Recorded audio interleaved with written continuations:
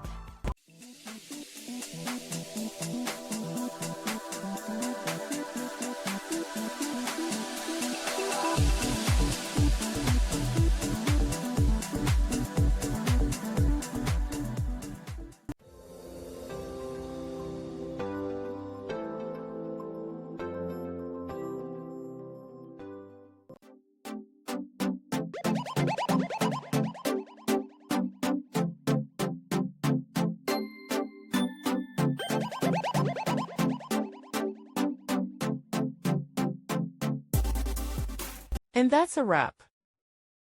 I hope you found the answer you were looking for. If you did, take a second to hit that subscribe button. It really helps out. And let me know in the comments which solution worked best for you. See you next time in the debug zone.